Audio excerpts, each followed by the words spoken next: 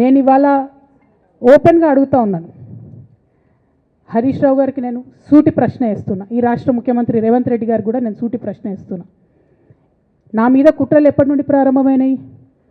ఎప్పుడైతే హరీష్ రావు గారు, రేవంత్ రెడ్డి గారు ఒకే ఫ్లైట్లో హైదరాబాద్ నుండి ఢిల్లీకో, ఢిల్లీ నుండి హైదరాబాద్లో ఒకే ఫ్లైట్లో వాళ్ళిద్దరు ప్రయాణం చేసి వచ్చినప్పుడు హరీష్ రావు గారు రేవంత్ రెడ్డి గారు కాలు పట్టుకొని సరెండర్ అయినాక ఈ కుట్రలు స్టార్ట్ అయినాయి. నా మీద ఈ స్టోరీలు స్టార్ట్ అయినాయి.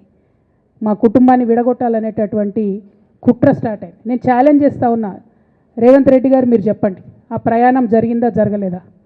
హరీష్ రావు గారు మీరు చెప్పండి, ఒకే ఫ్లైట్లో మీరు రేవంత్ రెడ్డి గారితో కలిసి వచ్చిండ్రా రాలేదా? ఆ తర్వాత నుండే నా మీద ఈ కుట్రలు జరుగుతున్నాయా లేదా? సరెండర్ అయింది మీరు. ప్రతి ఒక్క విషయంలో దాదాపు ఒక 7-8 ఇష్యూస్ ఉన్నాయి, ఇన్సిడెంట్స్ ఉన్నాయండి. అఫీషియల్ పిఆర్ఓ ట్వీట్ చేస్తాడు, Congress party official PRO tweet చేస్తాడు, ముఖ్యమంత్రి గారు పిఆర్ఓ, ఈ పాల వ్యాపారంలో అవినీతి జరిగిందని. తెల్లారి 2-3 పేపర్లలో వస్తుంది, 3వ రోజుకి మాయమైపోతుంది. అదే కేటీఆర్ గారినేమో 3 సార్లు విచారణ పేరుతో పిలిచి వేధిస్తారు. అంటే కేసీఆర్ కుటుంబం నికార్స్గా బరిగీసుకొని కాంగ్రెస్ పార్టీతో రేవంత్ రెడ్డి కొట్లాడుతున్నాం కాబట్టి మా మీదనేమో కుట్రలు జరుగుతాయి, మా మీదనేమో కేసులు పెడతారు.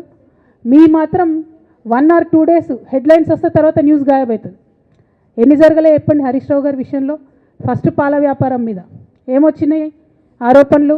ఆనాడు బీఆర్ఎస్ పార్టీ గవర్నమెంట్లో SC ST BC హాస్టళ్లకు Harish Rao గారి పాల వ్యాపారం నుంచి పాలు సప్లై చేసిరనే ఆరోపణలు అయోధ్య రెడ్డి గారు ట్వీట్ చేసిరు.